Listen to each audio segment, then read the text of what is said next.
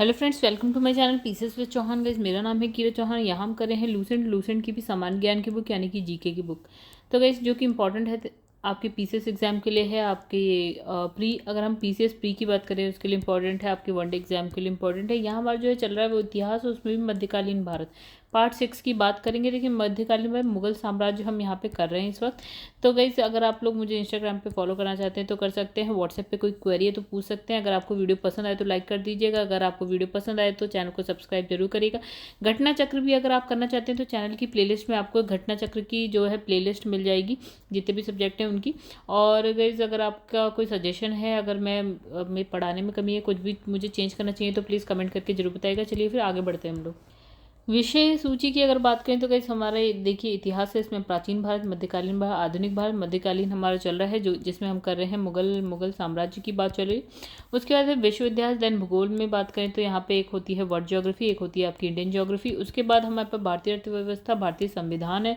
तो दोस्तों उसके बाद बात करें तो फिजिक्स, केमिस्ट्री, बायोलॉजी पढ़ेंगे। फिर है विज्ञान एवं प्रौद्योगिकी पढ़ेंगे। और यहाँ पे जो अपडेट होगी उसको हम देख लेंगे। नया ये जो है हम दूसरी बुक से करेंगे, जो न्यू एडिशन आएगा ना, मतलब मुझे लेना है, उसके बाद हम इसे करेंगे। ठीक है, खेल कूद, इसमें भी आपका न्यू एडिशन जो आएगा उसके कंप्यूटर है। ठीक है, तो अब आप हम आगे बढ़ते हैं। तो दोस्तों हम लोग पढ़े थे मुगल साम्राज्य, जिसमें हमने पढ़ा था सबसे पहले बाबर के बाद बाबर पढ़ा था। बाबर के बाद हमने पढ़ा था गैस हुमायूं। तो हुमायूं के बीच में आता है शेरशाह। ठीक है, उसको भी हमने पढ़ लिया था। उसके बाद हमने पढ़ा था अकबर के बाद उसका बेटा आ जाता है जिसका नाम है ये जहांगीर। तो देखिए इसका टाइम पीरियड देख लीजिए, 1605 से लेकर है 27 तक है। टाइम आप काउंट कर लीजिए, कुछ 22 साल के आसपास इसने शासन किया है। अच्छा, ये क्या है? अकबर का उत्तराधिकारी है, इसका नाम था सलीम। ठीक है, पहले सलीम ही था। ठीक है, तो यहाँ क्या होता है कि 1605 में, अब ये नाम याद रखिएगा, नूरुद्दीन मोहम्मद जहांगीर बादशाही गाजी की उपाधि धारण करके क्या करता है, गद्दी पर यानी कि सिंहासन पर बैठता है। अगर हम बात करें इसके जन्म की तो 1569 में इसका जन्म हुआ है। अच्छा, तो अकबर ने अपने पुत्रों का नाम जो है इसका जो नाम रखा है सलीम, सूफी संत जिनका नाम था सलीम चिश्ती, शेख सलीम चिश्ती, उनके नाम पे सलीम रखा है। ठीक है, तो सूफी संत थे शेख सलीम चिश्ती, उनके नाम पर रखा। तो जहांगीर को क्या है, न्याय की जंजीर के लिए याद किया जाता है। किसकी? न्याय की जंजीर। ठीक है, ये जो है ये जंजीर सोने की बनी थी। ठीक है, किसकी? सोने की बनी थी। आगरा के किले के शाह बुर्ज और यमुना तट पर स्थित पत्थर के खंभों में लगवाई गई थी। ठीक है, अब इसमें लिखा है जहांगीर द्वारा शुरू की गई तुजुक के जहांगीरी नामक आत्मकथा को पूरा करने का काम किसने करा है? मौतबिंद खान ने। ठीक है, तो जहांगीर ने शुरू करी थी तुजुके जहांगीरी। अच्छा, तो जहांगीर के सबसे बड़े पुत्र का नाम हो गया यहाँ पे खुसरो। 1606 में अपने पिता के विरुद्ध इसने क्या करा? विद्रोह कर दिया। मतलब इसका पुत्र था खुसरो, इसने विद्रोह किया। अच्छा, खुसरो और जहांगीर की जो सेना के बीच युद्ध जलंधर के निकट यानी कि बहरावल में हुआ था। ये एक मैदान था। खुसरो को पकड़कर जो है कैद कर लिया गया। मतलब कहानी ये कि ये इसका विरोधी हो गया। खुसरो जो है अपने पापा यानी कि जहांगीर का विरोधी हो, दोनों के बीच में युद्ध होता है। कहाँ? बहरावल में होता है। ठीक है, अच्छा, फिर क्या होता है कि ना, ये खुसरो को ये क्या कर लिया जाता है? कैद कर लिया जाता है। खुसरो की सहायता देने के कारण क्या है, जहांगीर ने सिखों के जो 5वें गुरु होते हैं ना, जिनका नाम है अर्जुन देव, उनको फांसी दे दी। ठीक है, तो खुसरो गुरु से गोइंदवाल में मिला था। ये कोई नहीं पूछ रहा, बस ये समझिए कि खुसरो की हेल्प करी थी किसने? अर्जुन देव, जो कि सिखों के कौन से गुरु थे? 5वें गुरु थे। ठीक है, तो अर्जुन देव। तो भैया जहांगीर को ये बात पसंद नहीं आई तो इन्होंने क्या करा? इनको फांसी दे दी। अच्छा, अहमदनगर के बीच के वजीर मलिक अंबर के विरुद्ध सफलता से खुश होगा जहांगीर ने क्या करा? खुर्रम भी इसका बेटा था जहांगीर का। तो खुर्रम को क्या है? शाहजहां की उपाधि प्रदान की। मतलब ये है कि जो जहांगीर है ना, तो जहांगीर के बाद जो हम पढ़ेंगे ना वो शाहजहां पढ़ेंगे। तो शाहजहां क्या था? जहांगीर का ही बेटा था, यानी कि इसका वैसे नाम था खुर्रम। एक हो गया खुसरो, दूसरा हो गया खुर्रम। खुसरो की कहानी हमने पढ़ ली। यहाँ खुर्रम यानी कि जहां क्या? शाहजहां। ठीक है, ये क्या होता है? मलिक अंबर के विरुद्ध क्या है, उसको सफलता मिली तो इसने उपाधि दे दी शाहजहां की खुर्रम को। ठीक है, 1622 में क्या होता है? कंधार मुगलों के हाथ से निकल जाता है। कंधार इस वक्त कहाँ पे गई? अगर आप ऊपर वाली साइड पाकिस्तान में देखेंगे वहाँ मिल जाएगा। तो शाह अब्बास ने क्या है, इस पर जो है अधिकार कर लिया। अच्छा, अब बात करते हैं नूरजहाँ का। इंपॉर्टेंट नाम है। ठीक है, तो ईरानी निवासी यानी कि मिर्जा ग्यास बेग ठीक है, ईरान की थी, ठीक है, ईरान। मिर्जा गियास बेग की पुत्री थी, क्या नाम है? नूरजहाँ। वास्तविक नाम था गाइस, याद रखिएगा, वास्तविक नाम भी मेहरुनिसा, ठीक है। तो 1594 में क्या होता है, नूरजहाँ का विवाह कैसे? अली कुली बेग से संपन्न हुआ, ठीक है। तो नूरजहाँ का विवाह अली कुली बेग से संपन्न हुआ। अब जहांगीर ने क्या है, एक शेर मानने के कारण अली कुली बेग को क्या है, शेर अफगान की उपाधि प्रदान की। क्या? शेर अफगान की। अच्छा, 1607 में क्या होता है कि जो शेर अफगान है उसकी मृत्यु के बाद क्या होता है, मेहरुनिसा यानी कि जो ये बंदी है नूरजहाँ, ये अकबर की विधवा सलीम बेगम की सेवा में नियुक्त हुई, ठीक है। तो सलीमा बेगम की जो है सेवा में नियुक्त हुई। अब कहते हैं सर्वप्रथम जहांगीर ने नवरोज़ त्योहार के अवसर पर मेहरुनिसा को देखा, ठीक है, उनके सौंदर्य पर मुग्ध हो गए। जहांगीर ने क्या किया, 1611 में उनसे विवाह कर लिया। मतलब कहानी ये है कि जो नूरजहाँ है, पहले इनकी शादी अली कुली बेग से हुई थी, अब ये मर गए, तो जहांगीर ने इनसे शादी कर ली। ये तीसरी बात। आगे बढ़ते अब देखिए, विवाह के बाद क्या होता है कि जहांगीर ने उसे जो है नूर महल या नूरजहाँ की उपाधि प्रदान की। अच्छा, तो नूरजहाँ के सम्मान में क्या है, जहांगीर ने चांदी के सिक्के जारी किए, इंपॉर्टेंट बात हो गई। अच्छा, जहांगीर ने क्या है, गियास बेग को शाही दीवान बनाया और क्या है, इत्माद उद औला की उपाधि दी, ठीक है। तो गियास बेग को क्या बनाया है, शाही दीवान बनाया और क्या उपाधि थी, इत्माद उद औला की। अच्छा, जहांगीर के शासन काल में ईरानियों को उच्च पद मिले। अच्छा, जो नूरजहाँ थी ना, वो भी कहाँ की थी, ईरान की थी। मतलब ईरान के जो ईरान के थे Ghiyas Beg, Mirza Ghiyas Beg, उनकी पुत्री थी, ठीक है। तो यही बंदा है गियास बेग, जिसको शाही दीवान बनाया और इत्मुद्दौला की उपाधि क्या है, दी। यानी कि नूरजहाँ के पापा का नाम है इत्मादुद्दौला, ठीक है, सॉरी। फिर है लाडली बेगम, शेर अफगान और मेहरुनिसा की पुत्री थी, ठीक है। मतलब जो ये बंदा मर गया था ना, शेर अफगान और मेहरुनिसा यानी कि नूरजहाँ, इनकी पुत्री थी, क्या नाम है, लाडली बेगम, जिसकी शादी जहांगीर का ही एक पुत्र है जिसका नाम है शहरयार, उनके साथ हो गई। तो नूरजहाँ की जो माँ है उनका नाम है असमत बेगम, ने गुलाब से इत्र निकालने की विधि खोजी थी। तो ये हो गई बात इंपॉर्टेंट, क्योंकि पूछा गया क्वेश्चन है। अच्छा, महावत खां ने झेलम नदी आपको जम्मू कश्मीर में ऊपर मिलेगी, के तट पर जो है आपका 1626 में जहांगीर नूरजहाँ है उसका एक भाई था आसफ खां, जिसको बंदी बना लिया, ठीक है। किसने? महावत खां ने। जहांगीर को, नूरजहाँ को, उसके भाई यानी कि आसफ खां को बंदी बना लिया झेलम नदी के तट पर। कब? 1626 में, ठीक है। जहांगीर के 5 पुत्रों का नाम देखिए। खुसरो को तो बंदी बना, कैदी बना लिया था। परवेज़ कोई नहीं पूछेगा। खुर्रम शाहजहाँ है, इंपॉर्टेंट नाम है। फिर है शहरयार हो गया और जहांदार हो गया। नाम याद रख लीजिएगा, वैसे पूछने वाली बात तो ये खुसरो और खुर्रम की है, ठीक है। अब क्या होता है, 1627 में क्या होता है, भीमबार नामक स्थान पर जहांगीर की मृत्यु हो जाती है, ठीक है। कहाँ पे होती है? भीमबार में, ठीक है। तो उसे जो है शाहदरा लाहौर में रावी नदी के किनारे दफनाया जाता है। तो इंपॉर्टेंट बात ये हो जाती है कि जहांगीर का मकबरा कहाँ पे मिलेगा गाइस, आपको लाहौर में मिलेगा। लाहौर यानी कि शाहदरा लाहौर में मिलेगा। कब मृत्यु हुई है? 1627 में हुई, ठीक है। तो मुगल चित्र का अपने जो है चरमोत्कर्ष पर कब थी? शासनकाल में। किसके शासनकाल में? जहांगीर के शासनकाल में। क्या? मुगल चित्रकला, ठीक है। अच्छा, इसके दरबार में प्रमुख चित्रकार थे, जैसे आगा रजा अब्दुल हसन हो गए, मोहम्मद नासिर हो गए, मोहम्मद मुराद हो गए। फिर है उस्ताद मंसूर हो गए, आपका विशन दास, मनोहर गोवर्धन। फिर है फारूक बेग दौलत। ओके, जितने नाम याद हो जाए, नहीं हुए तो कोई बात नहीं, एक बार पढ़ लीजिएगा। जहांगीर ने जो है आगा रजा के नेतृत्व में क्या है, आगरा में एक चित्रशाला की स्थापना करी। अब ये बात हो गई इंपॉर्टेंट, तो ये नाम याद रख लीजिएगा, आगा रजा। अच्छा, इसमें लिखा है हमजा नामा का विषय क्या है, आपका चित्रकला। हमजा नामा एक रचना है, किताब है। अच्छा, इसका जो विषय यानी कि किस पर है, तो चित्रकला पर है। अच्छा, तो यहाँ लिखा है उस्ताद मंसूर, ये लिखा था एक नाम, उस्ताद मंसूर। और क्या है, अब्दुल हसन कहाँ लिखा है गाइस, यहीं कहीं था, ठीक है। तो ये देखिए लिखा है अब्दुल हसन, चित्रकार। तो इन दोनों, ये इनको जो है जागीर ने क्रमशः क्या है, नादिरुल उस और क्या है, नादिरुज़्ज़ाम उज़्ज़मा, इसकी उपाधि दी। तो गाइस ये दोनों चीज़ें हो गई इंपॉर्टेंट। जैसे उस्ताद मंसूर को क्या उपाधि दी, नादिर अल उस, ठीक है। और ये अब्दुल हसन को क्या दी है, नादिरुज़्ज़मा, ठीक है, उसकी उपाधि थी। उसने जो है संस्कृत के कवि यानी कि जगन्नाथ को पंडित राज की उपाधि दी। तो इसमें ये तीनों बात इंपॉर्टेंट हो जाती है, याद रखिएगा। जहांगीर ने अपनी आत्मकथा में लिखा कि कोई भी चित्र, चाहे वे किसी मृतक व्यक्ति या फिर जीवित व्यक्ति द्वारा बनाया गया है, मैं देखते ही तुरंत बता सकता हूँ कि एक चित्र किस, मतलब इसने ये कहा कि ना कि मैं अगर कोई आप चित्र बना के दे देना तो जहांगीर बता सकता था कि ये चित्र ना किसने किसने बनाया, चाहे वो मरा हुआ आदमी हो चाहे जीवित हो, वो बता सकता था भैया इसने बनाया होगा। ठीक है, यदि किसी चेहरे पर जो है आप किसी एक चित्रकार ने भौ किसी और ने और क्या तो भी ये, मतलब इसने कहा कि अगर आप ना एक व्यक्ति बनाते ना, उसका हाथ कोई और बनाए, पैर कोई और बनाए, आंखें कोई और बनाए, भौहें कोई और बनाए, तो बता सकता है ये हाथ किसने बनाया, पैर किसने बनाया, ये किसने बनाया, ये सब बता सकता है। ठीक है, अच्छा जहांगीर के समय को क्या है, आपको क्या बोला गया, चित्रकला का स्वर्ण युग या स्वर्ण काल बोला गया। ठीक है, अब यहाँ पे जो एक बंदा है इमादुद्दौला, यानी कि जो नूरजहाँ के पापा ना इमादुद्दौला की उपाधि दे दी थी, तो 1626 में क्या होता है, नूरजहाँ बेगम ने बनाया।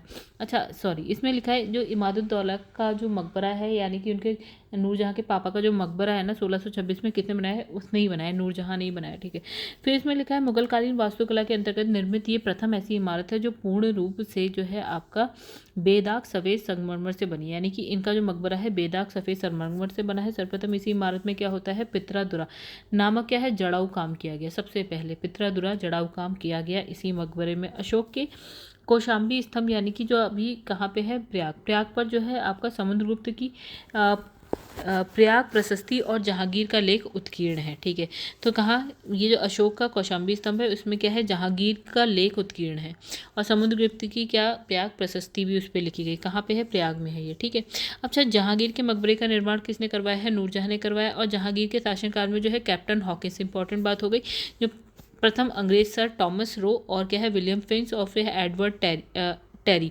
जैसे जो यूरोपीय यात्री यहाँ पे आए थे। देखिएगा इस क्या होता है ना, मुगल काल जैसे ही समाप्त होगा ना फिर हम अंग्रेजों की बात करने लगेंगे। तो देखिए इन जब मुगल काल समाप्त हो रहा है या चल रहा है तो अंग्रेज धीरे धीरे आने लगे थे, घूमने फिरना शुरू हो गया था। तो देखिए यहाँ कैप्टन हॉकिंस हो गया प्रथम अंग्रेज, सर टॉमस रो हो गया, विलियम फिंच हो गया, एडवर्ड टेरी, ये सब आए थे। अच्छा, तो कई जहांगीर के दो बेटे थे, नहीं दो नहीं पांच थे, जिसमें से एक तो खुसरो हमने पढ़ा था, एक हमने पढ़ा था खुर्रम। तो जो खुर्रम था ना, खुर्रम का नाम क्या था गई, शाहजहाँ था। ठीक है, तो शाहजहाँ का शासनकाल मतलब जहांगीर मरता है तो शाहजहाँ आता है, तो जहांगीर तो 1627 में मर ही जाता है, राइट। तो 1627 में क्या होता है, शाहजहाँ आ गया। अब 1627 से लेकर 57 तक रहा, यानी अप्रॉक्स 30 ईयर आप देख सकते हैं, 30 साल। तो जहांगीर के बाद सिंहासन पे कौन बैठ रहा है, शाहजहाँ बैठ रहा है, यानी कि खुर्रम बैठ रहा है। जोधपुर के जो शासक है यानी कि मोटा राजा उदय सिंह की पुत्री, मोटा राजा उदय सिंह की पुत्री यानी कि जगत गोसाई। ठीक है, तो जगत गोसाई के गर्भ से जो है 1592 में जो है खुर्रम यानी कि शाहजहाँ का जन्म होता है। कहाँ होता है गाइस, लाहौर में होता है। मतलब शाहजहाँ की मम्मी का नाम क्या है आपका, जगत गोसाई। ठीक है, तो अब यहाँ लिखा है खुर्रम का विवाह 1612 में, खुर्रम का विवाह आसफ खां यानी कि जो नूरजहाँ है ना, नूरजहाँ का जो भाई था आसफ खां की जो पुत्री है क्या है, अंजुमंद बानो बेगम, इनसे होता है। ठीक है, जिसे शाहजहाँ ने मलिकाए जमानी की उपाधि प्रदान की। अच्छा, 1631 में कहता है प्रसव पीड़ा के कारण उनकी क्या हो जाती है, मृत्यु हो जाती है।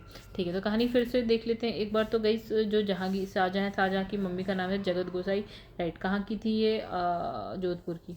ठीक है, तो उसके बाद हम अगर बात करें तो जो शाहजहाँ का विवाह किससे हो रहा है, शाहजहाँ का विवाह हो रहा है आपका आसफ खां, यानी कि जो नूरजहाँ अभी हमने पढ़ा है ना, उनके भाई थे आसफ खां की बेटी अंजुमन बानो बेगम से हो रहा है। ठीक है, अब ये क्या होता है, प्रसव पीड़ा होती है, उसकी वजह से इनकी क्या हो जाती है, मृत्यु हो जाती है। अब क्या होता है कि 1628 में क्या होता है, शाहजहाँ आगरा में अब्दुल मुजफ्फर शहाबुद्दीन मोहम्मद साहिब किरण सानी की उपाधि प्रदान, मतलब जो भी है, मतलब इसने कहा कि शाहजहाँ जो है आगरा में सिंहासन पर बैठता है। कब बैठता है, 1628 में बैठता है। ठीक है, अच्छा यहाँ पे लिखा है शाहजहाँ ने आसफ खां, वही नूरजहाँ के का भाई आसफ खां को वजीर पद और जो है महाबत खां को जो है खानखाना की उपाधि प्रदान की।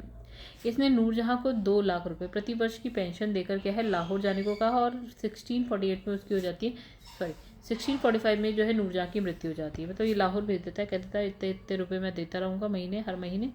ठीक है, प्रति वर्ष देता रहूँगा, और वहाँ पे ना फिर 1645 में मृत्यु हो जाती है। अपनी बेगम यानी कि मुमताज़ महल की याद में जो है शाहजहाँ ने ताजमहल का निर्माण कहाँ पे करवाया, आप आगरा में उसकी कब्र पे करवाया। ठीक है, तो उस्ताद ईशा ने ताजमहल की जो है रूपरेखा तैयार करी।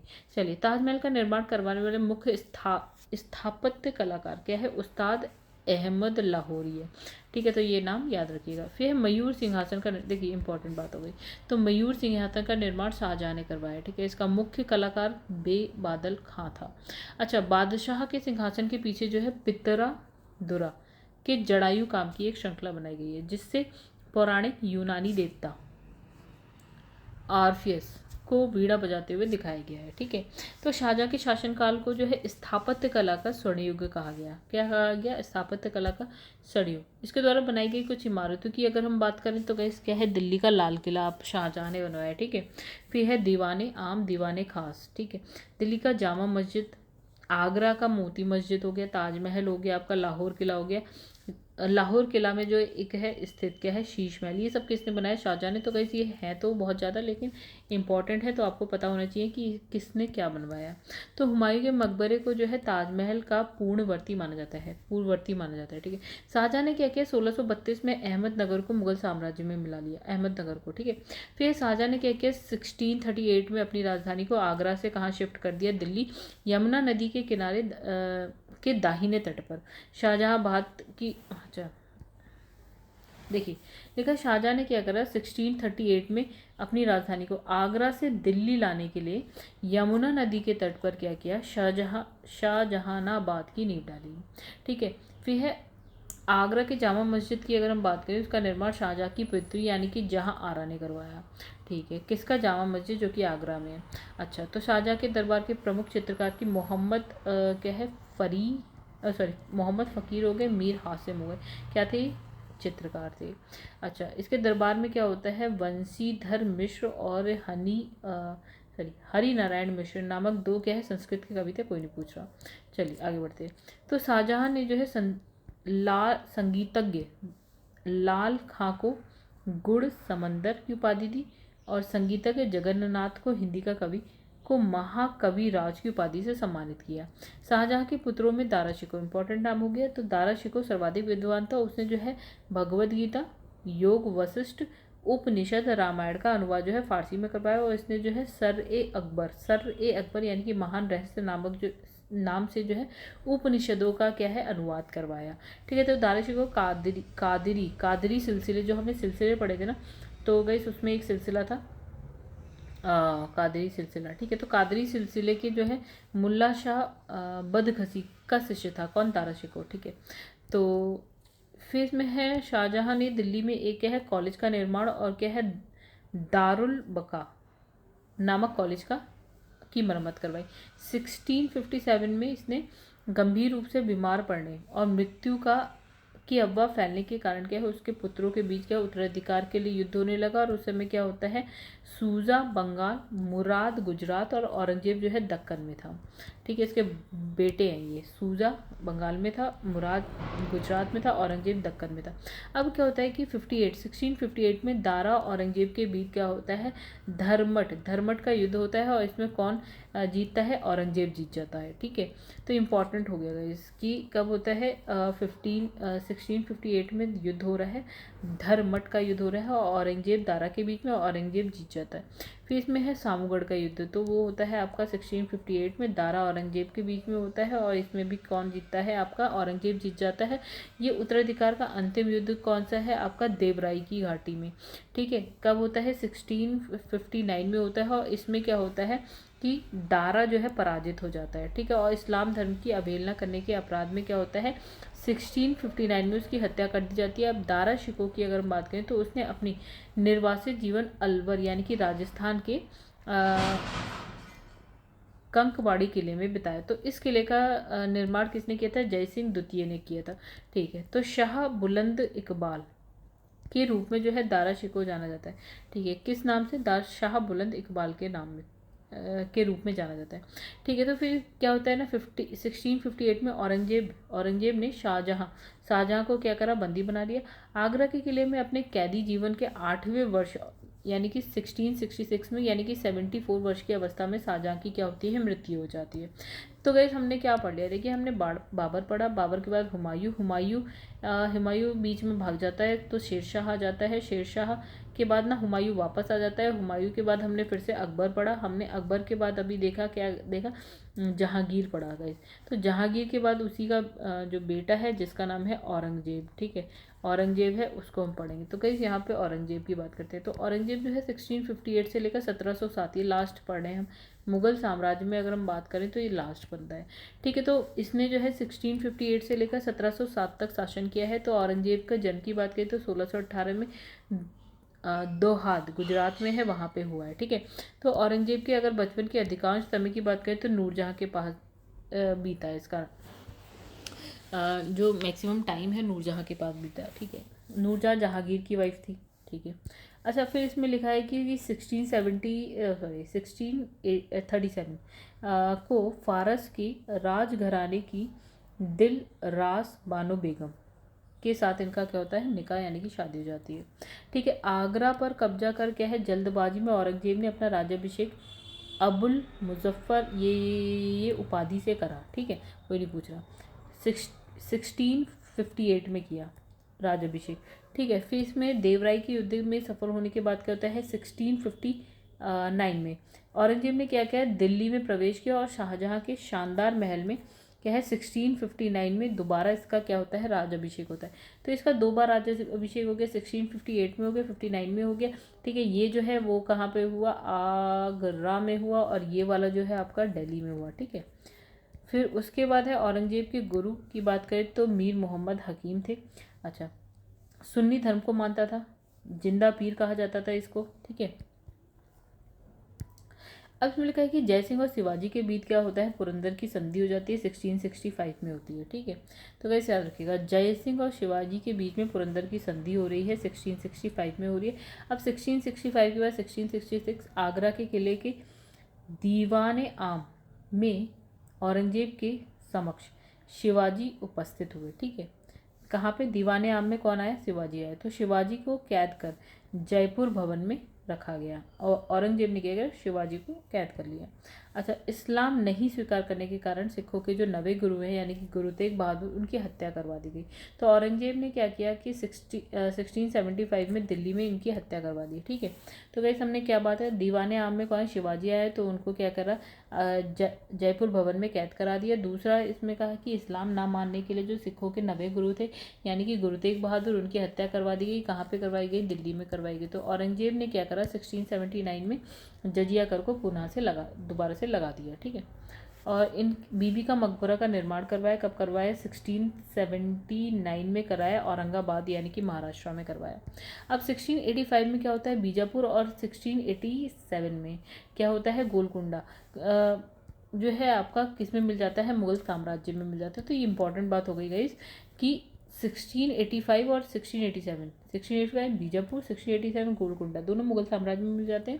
फिर यहाँ लिखा है मदन्ना और क्या है, अकन्ना नामक ब्राह्मणों का संबंध जो है गोलकुंडा के शासक अब्दुल हसन से था, कोई नहीं पूछ रहा।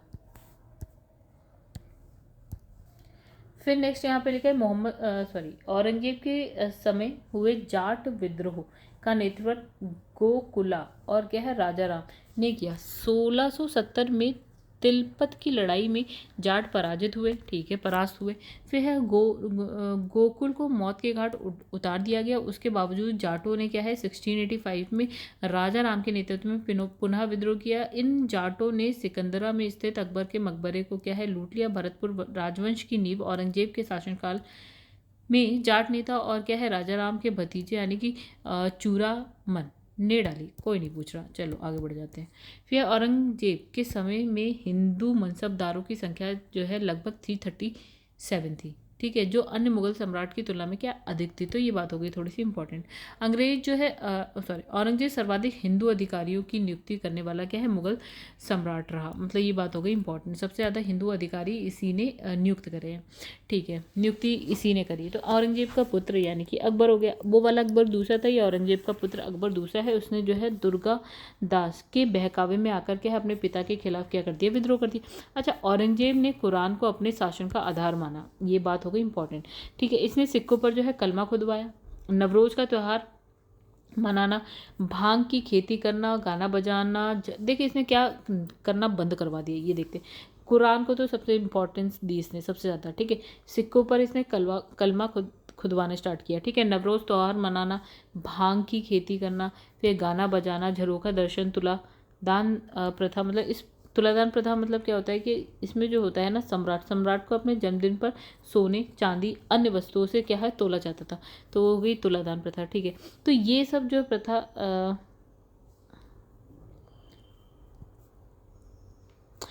ठीक है, तो ये सारी जितनी भी चीज़ें थी ना, ये अकबर के टाइम में स्टार्ट हुई थी, ठीक है। और इसने औरंगजेब ने क्या करा, इन सब पे लगा दिया प्रतिबंध। एक बार फिर से पढ़िएगा क्या क्या है, ठीक है। औरंगजेब ने दरबार में जो है संगीत पर क्या लगा दी, पाबंदी। मतलब हर चीज़ को मना कर दिया, जो जिसमें थोड़ा इंसान इंजॉय कर सकता था या जो पहले करना स्टार्ट कर दिया गया तो इसने बंद करवा दिया। संगीत पे इसने पाबंदी लगा दी। सरकारी संगीतज्ञों को जो है अवकाश दे दिया, ठीक है। फिर है भारतीय शास्त्रीय संगीत पर फारसी में सबसे अधिक पुस्तकें औरंगजेब के ही शासनकाल में लिखी गई। औरंगजेब स्वयं जो है वीणा बजाने में क्या था, दक्ष था, मतलब इसे अच्छा आता था। फिर औरंगजेब ने क्या किया, 1665 में हिंदू मंदिरों को तोड़ने का आदेश दिया। उसके शासनकाल में तोड़े गए जो मंदिरों में, उसमें सोमनाथ का मंदिर है, आपका बनारस का विश्वनाथ मंदिर है, वीर सिंह देव द्वारा जहांगीर काल में मथुरा में निर्मित जो है केशव राय मंदिर थे, तो इन सबको तोड़वा दिया। औरंगजेब की मृत्यु जो है आपकी 1707 में हो जाती है। इसे खुलदाबाद जो अब रोज़ा कहलाता है में दफनाया गया। औरंगजेब के समय जो है सूबों की संख्या कितनी लिखी है, 20, ठीक है। औरंगजेब जो है दारुल हर्ब यानी कि काफिरों का देश को दारुल इस्लाम यानी कि इस्लाम का देश में परिवर्तित करने, मतलब इसका अपना लक्ष्य बना रखा था कि इसने इसे क्या करना था, दारुल हर्ब को चेंज करना था दारुल इस्लाम में, यानी कि काफिरों के देश को बदलना था इस्लाम के देश में, ठीक है। औरंगजेब के शासनकाल में क्या है, मुगल सेना में सबसे ज़्यादा हिंदू सेनापति थे, ठीक है। फिर इसमें लिखा है फारसी यात्री यानी कि आपका फ्रांकोइस बर्नियर, ठीक है। औरंगजेब के क्या है, चिकित्सक थे, ठीक है। क्या, फ्रांकोइस बर्नियर, ठीक है।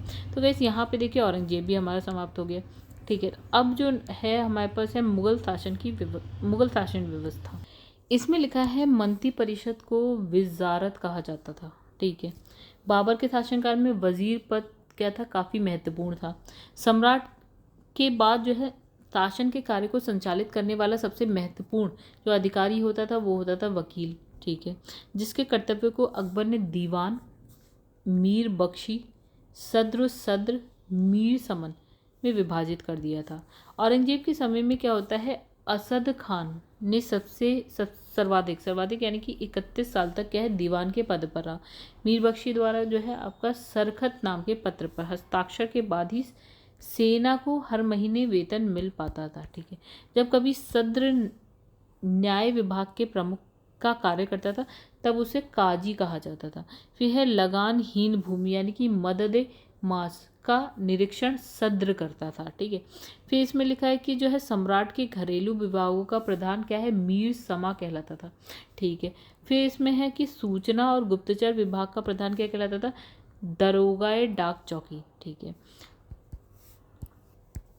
शरीयत के प्रतिकूल अगर कार्य किया जा रहा है उसको रोकना, या आम जनता को क्या है दुष्चरिता से बचाने का कार्य, ये कार्य कौन कर रहा है, मुहस्सिब कर रहा है, ठीक है। मुहस्सिब एक अधिकारी है, वो कर रहा है। अब क्या है कि प्रशासन की दृष्टि से अगर हम बात करें तो मुगल साम्राज्य का बंटवारा हुआ, तो मुगल साम्राज्य का बंटवारा सूबे में हुआ, और सूबे का सरकार में, सरकार का परगना या हम कह सकते हैं महल में, अब महल का जिला या फिर हम कहते हैं दस्तूर में, और दस्तूर का किस में हुआ, गांव में। मतलब सबसे बड़ा क्या था आपका सूबा था, सूबे से छोटा था सरकार, सरकार से छोटा था महाल, महाल से छोटा था महाल या फिर हम जिला कह सकते हैं, उससे छोटा था आपका गाँव, ग्राम, ठीक है। अब यहाँ लिखा है प्रशासन की सबसे छोटी इकाई गांव हो गई, जिसे मावदा या दीह कहते थे, ठीक है। मावदा के अंतर्गत सबसे छोटी छोटी बस्तियाँ जो है नागला कहा जाता था, मतलब गांव के अंदर भी छोटी बस्तियों को नागला कहते। शाहजहां के शासनकाल में सरकार और जो है परगना के मध्य जो है चकला नाम की कई नई इकाइयों की स्थापना हुई, ठीक है। फिर है भूमि कर के विभाजन के आधार पर जो है मुगल साम्राज्य की समस्त भूमि जो है 3 वर्गों में बांट दी गई, ठीक है। एक होती थी खालसा भूमि यानी कि प्रत्यक्ष रूप से बादशाह के नियंत्रण में होती थी खालसा भूमि, ठीक है। अब एक होती थी जागीर भूमि, तो तनख्वाह के बदले दी जाने वाली भूमि, मतलब तनख्वाह ली जाती थी और भूमि दी जाती थी। फिर है तनख्वाह के बदले दी जाने वाली, मतलब तनख्वाह की जगह क्या दे देते थे, भूमि, जिसे हम बोलते थे जागीर भूमि। ठीक है, फिर यहाँ पे लिखा है सयूरगल या फिर मदद मास, यानी कि अनुदान में दी गई जो है आपका लगानहीन भूमि। तो ये वाली जो है टोटल जो है शासन मतलब बादशाह के नियंत्रण में रहती थी। ये वाली जो है आपको सैलरी की जगह दे दी जाती थी। एक ये मदद मास जो होती थी वो लगानहीन होती थी, मतलब अनुदान में दे दी जाती थी। ठीक है, इसे मिल्क भी बोलते थे। क्या बोलते थे? मिल्क। शेषाद, अच्छा एक ऊपर हम देख लेते हैं गाइस क्या छोड़ के आए हैं। इसमें लिखा है मुगल काल के प्रमुख अधिकारी उनके कार्यों की बात करते हैं। तो एक होता था सूबेदार, ये क्या करता है, प्रांतों में शांति स्थापित करना इसका काम था। मतलब प्रांत यानी कि कार्यकारिणी का प्रधान होता था, ये प्रांत कार्यकारिणी का ये प्रधान होता था। कौन? सूबेदार। अच्छा, दीवान की अगर बात करें तो प्रांतीय राजस्व का प्रधान होता था, सीधे शाही दीवान के प्रति जो होता है ये जवाबदेह होता था। बख्शी की बात करें तो प्रांतीय सेना का प्रधान होता था। एक होता था फौजदार, जो जिले का प्रधान फौजी अधिकारी होता था, जिले का प्रधान फौजी अधिकारी। ठीक है, एक होता था आमिल या फिर अमल गुजार। ठीक है, जिले का प्रमुख राजस्व अधिकारी होता था। ठीक है, एक होता था कोतवाल, नगर प्रधान होता था। फिर है सिकदार, जो होता था परगने का प्रमुख अधिकारी होता था। और जो होता था आमिल, आमिल क्या होता था, ग्राम के जो कृषकों से प्रत्यक्ष संबंध बनाना इसका काम था, और लगान निर्धारित करना। ये दोनों काम कौन कर रहा है? आमिल कर रहा है। चलिए आगे बढ़ते हैं, देखते हैं यहाँ पे क्या लिखा है कि अब हम बात करें यहाँ पे शेरशाह द्वारा भू राजस्व हेतु जो अपनाई जाने वाली पद्धति है इसको क्या बोला गया? राई का उपयोग जो है अकबर ने भी किया था। ठीक है, तो अकबर के द्वारा करोड़ी नामक अधिकारी की नियुक्ति कब? 1573 में की गई। अच्छा, इसे अपने क्षेत्र से 1 करोड़ दाम वसूल करना होता था, करोड़ी अधिकारी को। 1580 में अकबर ने दहशाला नामक नवीन कर प्रणाली प्रारंभ करी। इस व्यवस्था को हम केवल टोडरमल बंदोबस्त कहते हैं। इस व्यवस्था के अंदर भूमि को जो है 4 भागों में विभाजित किया गया। ठीक है, एक तो था आपका पोलज। ठीक है, इसमें जो है नियमित रूप से खेती होती थी, वर्ष में 2 फसलें होती थी। ठीक है, एक होता था पड़ती। अच्छा, इस भूमि पर क्या होता था, 1 या 2 वर्ष के अंतराल पर, मतलब अभी खेती करी, अब या तो 1 साल बाद होगी या 2 साल बाद होगी। एक होता था चाचर। ठीक है, इसमें क्या होता है, 3 से 4 साल के अंतराल पर खेती होती थी। एक होता था बंजर। ठीक है, ये खेती योग्य भूमि नहीं थी, लगान इस पे भी वसूल नहीं किया जाता था। ठीक है, अब लिखा है कि 1570 से 71 में टोडरमल ने खालसा भूमि जो किसके नियंत्रण में होती थी? बादशाह के नियंत्रण में होती थी, पर भू राजस्व की नवीन प्रणाली यानी कि जब्ती प्रणाली जो है प्रारंभ करी। तो इसने जो है इसमें कर निर्धारण की 2 श्रेणियां थी। एक को बोलते थे तकसीम, दूसरे को बोलते थे तहसील। ठीक है, औरंगजेब ने अपने शासनकाल में नस्क प्रणाली को अपनाया और भू राजस्व की राशि को उपज का आधा कर दिया। यानी कि भू राजस्व कितना ले रहा था, जितना भी, सपोज 100 किलोग्राम उपज हो रही है तो इसका आधा यानी कि 50 किलोग्राम क्या हो रहा है, भू राजस्व लिया जा रहा है। किसके टाइम में? औरंगजेब। मुगल काल में जो है कृषक 3 वर्गों में विभाजित है। एक होता था खुद काशत। ठीक है, ये किसान उसी गांव की भूमि पर खेती करते थे जहां ये रहते थे। ठीक है, एक होता था पाही काशत, मतलब दूसरे गांव में जाकर ये क्या होता था, खेती करते थे। एक होता था मुजारियन, ये क्या होता है, खुद काशत यानी कि कृषकों से भूमि किराए पर लेकर क्या करते थे, कृषि करते थे। ठीक है, मुगल काल में रुपए की सर्वाधिक ढलाई औरंगजेब के समय में हुई है। आना सिक्के का प्रचलन शाहजहां ने करवाया। जहांगीर ने अपने समय में क्या है, सिक्कों पर अपनी आकृति बनवाई और साथ ही उस पर अपना और जो है नूरजहां जो उनकी वाइफ थी उनका नाम लिखवाया। अब यहाँ लिखा है मुगल कालीन लगान वसूल करने की व्यवस्थाएं। ठीक है, एक है गल्ला बख्शी। इसमें क्या होता था, फसल का कुछ भाग सरकार द्वारा ले लिया जाता था। एक होता था नस्क में क्या होता था, खड़ी फसल के आधार पर लगान का अनुमान लगाकर फसल काटने पर उसे लिया जाता था। मतलब पहले देखा जाता था कि फसल कैसी हो रही है, उस हिसाब से लगान लिया जाता था। ये क्या है, ये व्यवस्था बंगाल में थी। ठीक है, एक हो गया जब्ती। इसमें क्या होता है, बोई गई फसल के आधार पर लगान का निश्चय किया जाता था, जो नगद लिया जाता है, मतलब अनाज नहीं लिया जाता था भू राजस्व में, क्या लिया जाता था, नकद यानी कि पैसा लिया जाता था। अच्छा, सबसे बड़ा सिक्का संसब सोने का था, ठीक है। स्वर्ण का सबसे प्रचलित सिक्का इलाही हो गया। फिर है मुगल कालीन अर्थव्यवस्था का आधार क्या है, चांदी का रुपया था। तो गाइस यहाँ लिखा है कि दैनिक लेन देन के लिए तांबे के दाम का प्रयोग होता था। 1 रुपये में क्या होता था, 40 दाम होते थे। मुगल सेना जो है 4 भागों में विभाजित थी। पैदल सेना थी, घुड़सवार सेना थी, तोपखाना भी था, हाथी सेना थी। अच्छा, सैन्य व्यवस्था जो है पूर्णतः क्या है, मनसबदारी प्रथा पर आधारित थी। अच्छा, इसे किसने स्टार्ट किया था, अकबर ने स्टार्ट किया था। 10 से लेकर 500 तक मनसब प्राप्त करने वाले को मनसबदार, 500 से 2500 तक मनसब प्राप्त करने वाले को हम क्या बोल रहे हैं, उमरा, और 2500 से ऊपर वाले को अमीर ए आजम कहते थे, ठीक है। फिर है जात से व्यक्ति के वेतन और प्रतिष्ठा का ज्ञात होता था। सवार पद से घुड़सवार दस्तों की संख्या का ज्ञान होता था, ठीक है। 2 चीज, जात और सवार, ठीक है। जात से क्या पता चल रहा है, व्यक्ति का वेतन या उसकी प्रतिष्ठा कैसी है। सवार से घुड़सवार दस्तों की संख्या का पता चलता था। अकबर के शासनकाल में 29 ऐसे मनसबदार थे जो 5000 जात की पदवी के थे, ठीक है। अच्छा, औरंगजेब के शासनकाल में ऐसे मनसबदारों की संख्या कितनी थी, 79, ठीक है। अकबर के टाइम में 29 थे, औरंगजेब के टाइम में 79। अच्छा, जहांगीर ने सवार पद में 2 अस्पा और सिह अस्पा की व्यवस्था की। सर्वप्रथम ये पद जो है महावत खां को दिया गया, ठीक है। तो चलिए, यहाँ पे जो है ना मुगल साम्राज्य होता है ख़त्म। और गाइस यहाँ पे देखिए, अब जो नेक्स्ट हम पढ़ेंगे ना वो है मराठों का उत्कर्ष। चलिए, इसको हम पढ़ेंगे नेक्स्ट वीडियो में। अभी के लिए इस वीडियो को कंप्लीट ख़त्म करते हैं। तो गाइस, अगर आपको वीडियो पसंद आए तो वीडियो को लाइक कर दीजिएगा, चैनल को सब्सक्राइब नहीं किया है तो कर लीजिएगा, एंड कमेंट करके जरूर बताइएगा आपको वीडियो कैसी लगी। घटना चक्र अगर आप करना चाहते हैं तो आप चैनल की प्लेलिस्ट में जाइए, वहाँ पर आपको सारे सब्जेक्ट की घटना चक्र मिल जाएगी।